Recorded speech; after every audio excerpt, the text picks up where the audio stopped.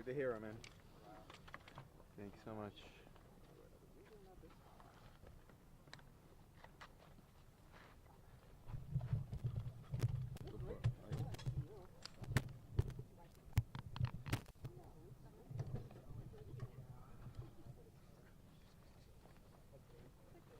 Is this a shared mic setup? Sure. Oh, I don't know if I'm gonna fit this. Is that like a done deal now? Just because I don't have like a wireless setup. Yeah. Yeah. Okay, and then I'm just gonna hit record and drop it there. All right, it's recording. Thank you, I appreciate it, man. I was worried about that.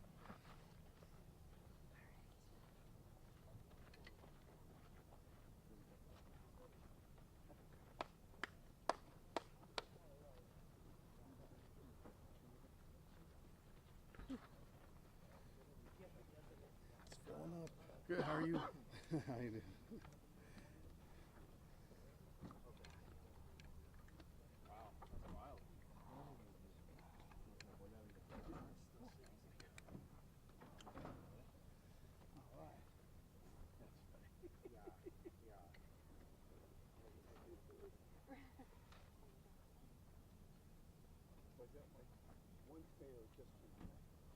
Just one. It's gonna be a lousy year for tomatoes. They're either vigorous and no flower, or just one tomato per plant. I'm kind of in the same boat. I have one plant that looks like it's crazy.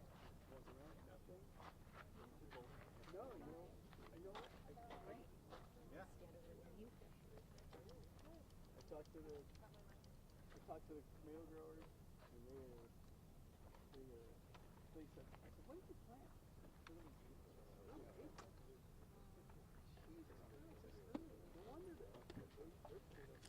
Mic check, 1 2. Mic check, mic check.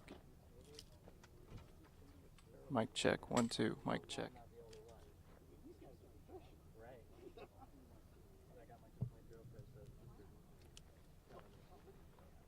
But the ones with they put the fish in the bottom, those are going nuts. So. Taking notes now, just so you know. My next year's crop. Hey, CTVU8. Yeah, check my audio. With Bandor, we were at the press conference at Esparto.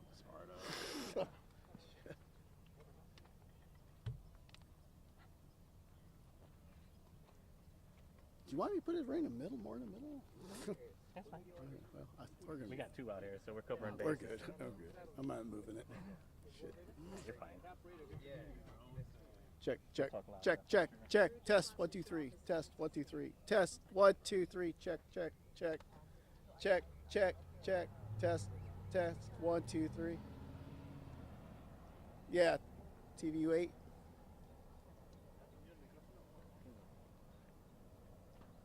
How's my audio? How's the audio? Yeah. I'm going to move this toward the middle.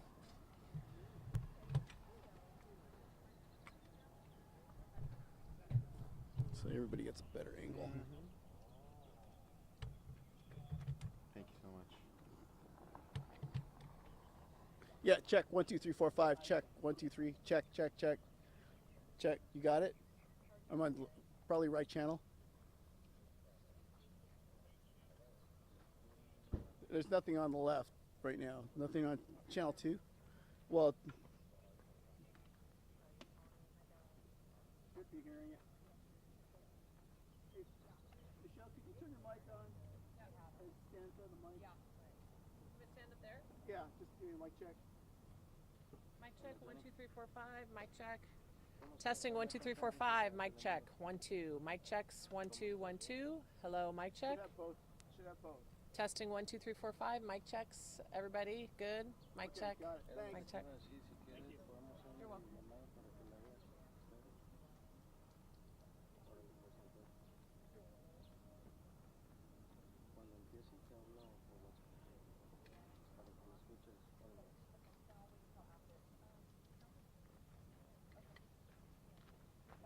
ABC 10, mic check, mic check. 1, 2, 3, 4, 5, 6, 7, 8. Check, check, 1, 2, 3. They aren't going to take me. They're just doing an anchor. Or it's doing a streaming, right? They're going to do it live on TV, but with the anchor. Okay. They're not All right. Let me get an eye. Good morning. I'm going to go ahead and just give you a 5-minute warning. We're going to come out in 5 minutes, all right? Thank you, guys. Make it 10. Make it 10. Hey,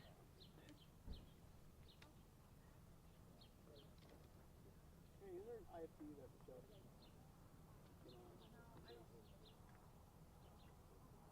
Or I can get on it. I don't care.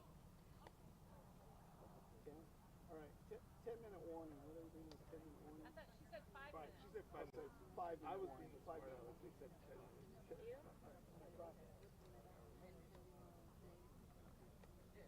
It sent me, my direction sent me to the other side, and then they're like, no, this is not the right. I'm like, okay, I'm not big enough, sorry. Yeah, I just wanted to talk about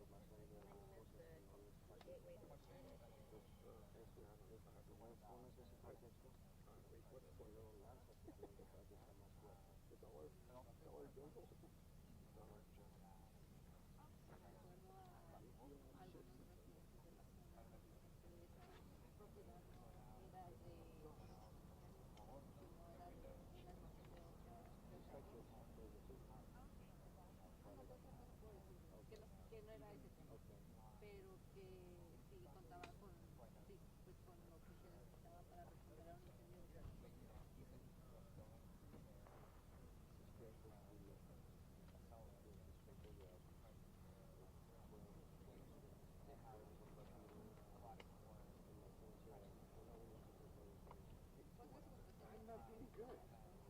I should have called him first. My back is killing me. Well, hearing on that, I realized, I found out that I'm not a construction worker. Are you down? This is my first day. Check back out. Sorry. Not a construction worker, but like me, you are, bud.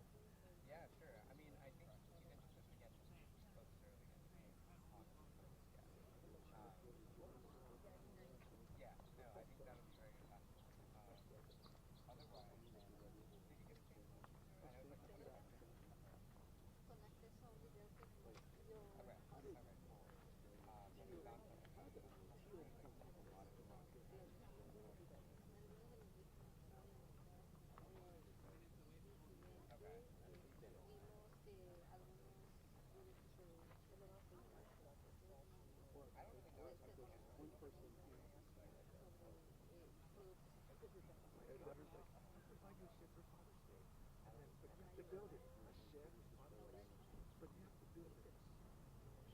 I know my daughter works for a non-profit.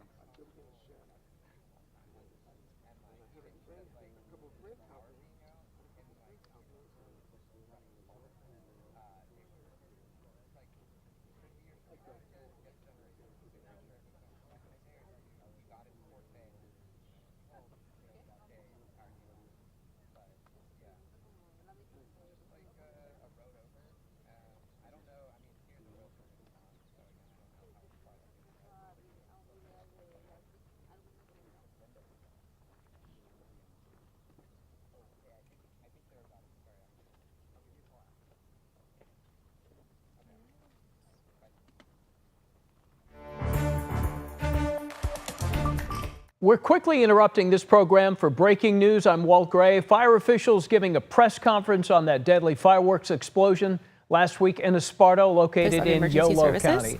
Let's take it now. We're here today to provide an update on the Oakdale fire response, recovery efforts, and the impact this tragedy has had on our community. We ask that you please hold your questions until the conclusion of today's statements. We will do our best to answer all media questions during the Q&A portion. Before we begin, I want to take a moment and acknowledge the lives lost in this devastating accident. Our hearts are with the families and the individuals who tragically lost their lives in the Oakdale fire. The entire Yolo County community stands with them during this time of grief. We will now hear from representatives from the county and partner agencies leading this response and investigation. Under Sheriff Coroner Matt Davis, Yolo County Sheriff's Office, and Fire Chief Curtis Lawrence, Esparto Fire Protection District. At this time, I would like to introduce Under Sheriff Matt Coroner Davis on the recovery efforts and coroner's investigation. Good morning. First of all, thank you all for being here. I want to reiterate and express our condolences to the families and the loved ones of those individuals who were lost in this tragedy. I want to confirm again today that we have recovered the human remains of 7 individuals on the property. We are continuing to work and working throughout the day to ensure there are not additional victims. While we have no information to believe that there are, we're going to make sure with every available resource that no stone is left unturned and there are no individuals still left on site. As far as the 7 deceased, the DNA process will start shortly in order to obtain official identification. We expect to have that in the next 48 hours. And following the notification of next of kin, we will make that information available. Now, I know the public, the community wants answers immediately. I want to assure you that the response to this incident by local, state, and federal public safety professionals has been overwhelming. It's been appreciated, and it's been professionally carried out.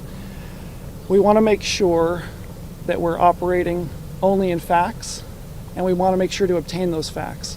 From the start of this incident, officials from varying agencies have been on site to maintain the safety of the scene and the integrity of the organization. And we will continue to do so for as long as it takes. It is the State Fire Marshal who's leading the investigation. So on behalf of the Sheriff's Office, I cannot comment on the ongoing investigation or the facts related to that specific aspect. And so I appreciate your patience and your understanding as far as that goes. Again, thank you for being here. Next, I'd like to introduce Esparto Fire Chief Curtis Lawrence. All right, good morning everybody. Again, I've said this many times, but I appreciate all of your guys' patience with us, and I appreciate all of your guys' involvement in waiting for these press briefings. I want to also start off by echoing from me personally and on behalf of our agency, our condolences to everybody that was affected by this tragic incident. We are all human too as we go through this, and we do understand. We do sympathize with the families of the lost here. So again, I just want to offer our condolences to the family and everybody impacted. With that, I'd like to give some operational updates since the last time we talked. It's been a moment. Over the last several days, we continue to have additional responders arriving on scene every day in different varying capacities from our local, state, and federal partners. As mentioned before, recovery efforts were our primary mission, and those recovery efforts have been for the most part completed, and we continue to work in the area to mitigate the hazards of the undetonated explosives. Throughout the last 2 days, we've been gathering those types of devices and conducting burn-off operations, as we're calling them, to immediately remediate those hazards and issues right here in the area. As mentioned earlier as well, the Office of the State Fire Marshal Bomb and Arson Unit Again, early in the incident, we recognized the magnitude and the complexity of this incident and knew it was beyond our department's capacity, and we've asked for their assistance. They have graciously done that, and they're here with their local, state, and federal partners and are continuing to do that. They're continuing to support the coroner in their operation and in their investigation. Continuing in as we start moving through this, I'm going to say recovery and restoration portion. The last several days have been very fire department recovery type of procedures and operations going on, and we're slowly transitioning into a law enforcement based incident. Our agency is going to remain here, and we're going to stay supportive of all the partners that are here assisting us, because we're very thankful for that. We couldn't make it through an incident like this without them. We're going to stay in unified command and assisting them, but we are slowly transitioning into more of a law enforcement presence and investigation. I did speak with the Office of the State Fire Marshal prior to coming up here to give you what information I could on that, and really the comment is, again, they are working with their local, state, and federal partners and assisting in every which way they can. Given that it is an ongoing investigation, they don't have any comments, but they're committed to assisting as they have been, and we're appreciative of that. And with that, I just want to say thank you to all of you guys for being patient with us, and I really want to express personally my condolences to the family, and I hope that we can continue to get the information to them that's going to help them move into the recovery and start to be able to grieve appropriately. And thank you guys. All right, well, at this time, I'm going to open up questions, and I will direct your questions appropriately to the appropriate representative. I do want to note that we will not be doing pull-away interviews at this time, and also be aware that we will not be answering any questions regarding permits. More of that will come about later. Go ahead. Hi. Can you talk to the facts that we found out that a Yolo County Sheriff's Lieutenant owns the property, his home was destroyed, as well as a volunteer firefighter owns a fireworks business linked to the same address? Again, regarding those details, we don't have exact details on that yet. We don't have all the information, and we want to make sure we have all that information prior to just going out with something. So we'll have that information at a later time. Are those two individuals still employed with the respective agencies? At this time, I don't have that information. Would you call that a conflict of interest? I don't have that right now, but that's something that I will go back to our staff and discuss that. Have you been in contact with those two individuals, the sheriff's deputy and the volunteer firefighter? That'd be a question. I have not personally, no. And are they being interviewed? Are you able to comment, Chief, on that, whether you've been speaking with the firefighter and whether you've asked him appropriate questions, or is law enforcement asking him questions? So again, at the beginning, from day one, we recognized that this incident was beyond our capacity. And so with that, we are not doing the investigation. The Office of the State Fire Marshal is doing that investigation. I can't comment because I don't know, what their communications with that individual has been. And whether this is right, wrong, or indifferent, I will tell you that, at the beginning of the incident, I did have contact with our volunteer firefighter because he is a brother in our service and somebody in our community. And so, yeah, we have had, support conversations with him just to make sure that him and his family were okay. But outside of that, as far as the investigation goes, no, we are avoiding any kind of conflict with that. And that is also why, again, this is the State Fire Marshal is the lead on this investigation and not us. Chief, last week I asked you about inspections at the facility. Have you had a chance to go back and look at your records and find out when the last inspection was here? Was there safety checks done? Did they pass those safety checks? And also, why was your department conducting those inspections when you do have a volunteer firefighter who has this business? Again, that is part of the ongoing investigation, and I won't comment directly on all. I can't comment directly on all of that. I don't have all that information, but I can tell you, like I've said before, we were aware of the facilities, and I said we did site visits. I did not say we did inspections. So just to clarify that, site visits were just to be aware of what was here, and that's what I can give you on that. Is that volunteer firefighter still a volunteer firefighter with your department? The volunteer firefighter is currently on a leave of absence. Chief, some families have been concerned about the response initially when it happened with the people that were inside the facility. Can you take us through what was the response initially, knowing that there were people within that building whose lives were at risk? Yeah, and this is a tough thing to discuss, and as an incident commander of an incident like this, it's a really tough decision to have to make. again, it's almost hard to talk about it, right? We always want to put life safety as our first priority. It is always our first priority, but we also have to be able and be professional and assess the situation for what it really is. And given the magnitude of this incident, staring at that incident, knowing what was occurring, we had to make the most appropriate decision to protect the rest of the lives that were at stake. And so we made the decision to conduct the operation that we did, which was more of a defensive operation in mitigating the spread of the incident. Prior to the fire, was this facility known to you? Did you know there were fireworks at the site? Again, we have done site visits before, so yes, we knew that there was a facility here. What does a site visit entail? A site visit entails just basically coming on site and understanding what the operation looks like and understanding that is there. Just having for pre-planning and understanding, what something may look like. In your news release, you said you were going to release information about the investigation itself. Can you walk us through what your knowledge of what might have caused this to go up in the first place? Where does that stand right now? Because as we understand it, this was also zoned for agriculture. And as we all are aware, agriculture supplies can also be quite explosive. Do we have any initial fact-finding as to what went off first? The ag stuff or the fireworks or point of origin even at this point? Again, this is a incredibly complicated incident and investigation.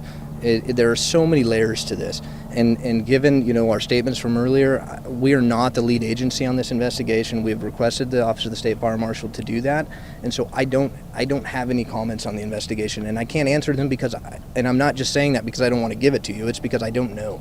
I can't answer those appropriately, and we have an obligation as an agency and as humans to make sure that we protect the integrity of this investigation. As much as you all want answers and the family want answers to these things, we have an obligation to make sure that this is done the right way and done thoroughly, so that in the next stages of this incident, as the family begins their recovery process, that we're able to support them with all of the appropriate factual integrity information that they need to recover. So we're going to do our job to make sure that happens. So that's going to involve not getting comments sometimes. It's going to involve us not having the answers to every question, but it's not because we don't want to. It's because we have an obligation to the family to do that for them. Some residents who were able to speak to, they tell us that they weren't aware that this was a firework warehouse. And I just want to know, since you mentioned that you guys did some visits, do we know if they had the water sprinklers or any equipment necessary to respond to a fire like this magnitude? As this is a part of an ongoing investigation, I don't have a comment on that. Can you talk to the two people who were injured and treated? Who are they? I don't have specific names. All I can tell you is that there were two individuals on the property that were assessed immediately following the incident, were treated, and eventually treated at a hospital. Did they live on the property? I'm not going to comment on anything further on that. We've also been talking. I was going to say, maybe you could speak to the total number of agencies that are involved and and what their individual criminal investigation responsibilities are, like where you guys would step in for anything that's criminal and where you would not. So first off, we're a fire district, right? As the jurisdiction having authority over fire, we do not conduct criminal investigations. This incident is beyond our capacity, and I've said this numerous times. That is why we've requested the State Fire Marshal or the Office of the State Fire Marshal to assist. This is a very complicated investigation, a very complex incident, and it's evolving every day. The lines between whose responsibility is what sometimes get a little, blurred, and we have to have those conversations and straighten them out. But to that, I don't have any other comments on the investigation because I'm not conducting it. But I also wonder then there might be a point where police step in. It's kind of more of the gist of my question. I'll let them answer that question. And in what circumstances would you guys step in, I guess, would be my question. Are there other law enforcement agencies helping you with this investigation? The Davis Police Department, for instance? The State Fire Marshal's office is a law enforcement entity. They're handling the investigation. They're the lead. The Yolo County District Attorney's Office has offered assistance. ATF has offered assistance. The Sheriff's Office will assist if we're asked. Right now, again, we can't stress enough, the lead agency is the State Fire Marshal's Office, and they're the ones who are going to be providing answers in the future, So but we don't have them right now. Who's doing the DNA rapid tests today? The Yolo County Sheriff's Office is obviously the county coroner. Okay, and so that being the case, just wondering if those tests could have been done over the weekend, why today versus the day that all of the remains were gathered? Asking on behalf of the family members who've been standing out at the roadblock for now 6 days. I can tell you we've been operating empathetically and with the urgency that the situation demands. There have not been days off, there's no vacations taken here. The deputy coroners have been working nearly around the clock at this, and they will get those answers. They understand that they're needed and they're wanted to bring closure to those individuals. And as far as timing, again, like I said on last Friday, we beg for patience as we get through this so that we can make sure everything is done accurately and we're operating in a world of facts, and especially for those families and loved ones. Matt, how often have you guys talked to families so far?